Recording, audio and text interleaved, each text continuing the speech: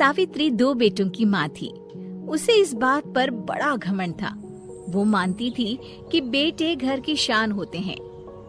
ये ले सावित्री, मिठाई खा, मेरे यहाँ पोती पैदा हुई है।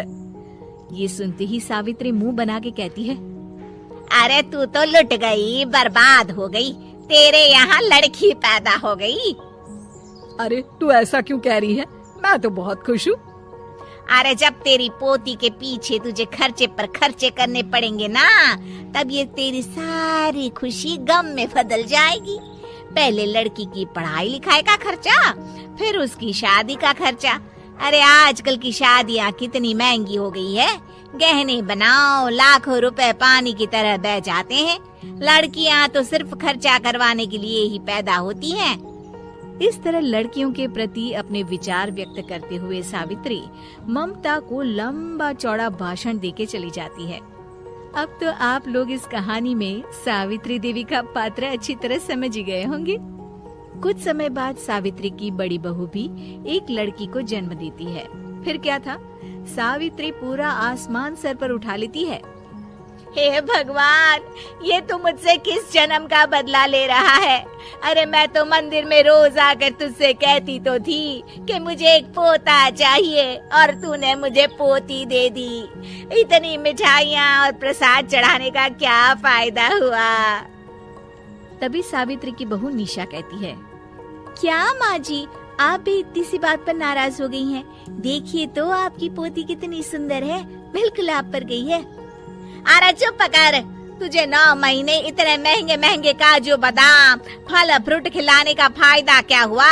मेरे तो सारे पैसे बर्बाद हो गए। ये सुन सावित्री का बड़ा बेटा अजय कहता है, माँ, तुम सिर्फ नाम के लिए 2020 में रहती हो। असल में तुम्हारा दिमाग सैकड़ों साल पुरानी सोच रखता है। आज के जमाने में लड़का और लड़की में कौन फर्क करता है? मैं तो बहुत खुश हूँ कि भगवान ने मुझे लक्ष्मी के रूप में बेटी दी है। लेकिन सावित्री पर अजय की बातों का कोई असर नहीं होता।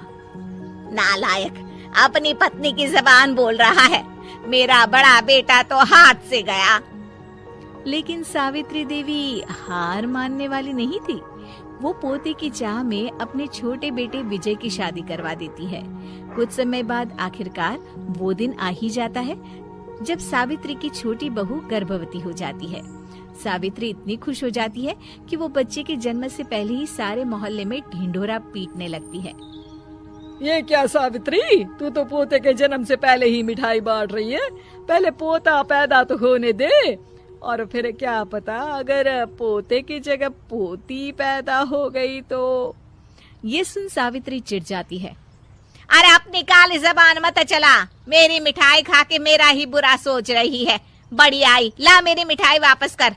देख लेना, इस बार मेरे यहाँ पोता पैदा होगा, पोता। लेकिन ठीक इसका उल्टा होता है। सावित्री की छोटी बहू भी एक लड़की को जन्म देती है। सावित्री फिर से रोना धोना शुरू कर देती है और अपनी छोटी बहू को कोसते हुए भला बुरा कहने लगती है। देखते ही देखते ये सावित्री की रोज की आदत हो जाती है।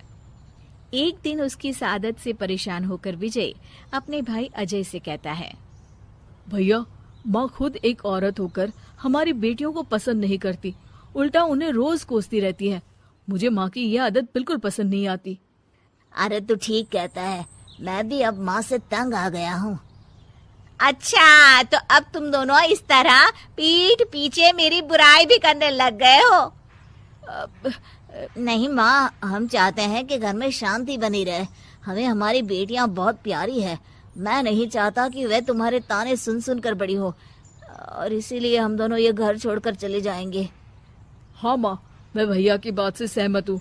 जब तुम इस घर में अकेली रहोगी तब तुम्हें अपनों की कीमत का एहसास होगा।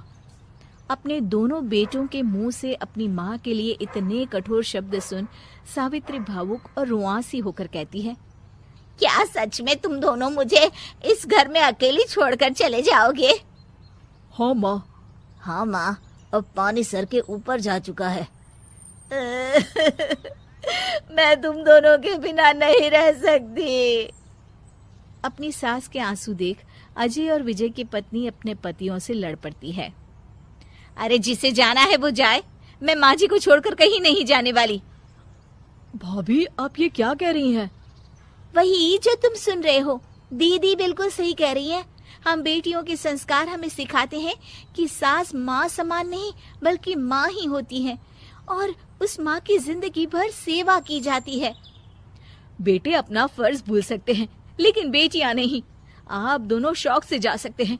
माँ जी, हम दोनों के रहते आपको किसी बात की फिक्र करने की जरूरत नहीं।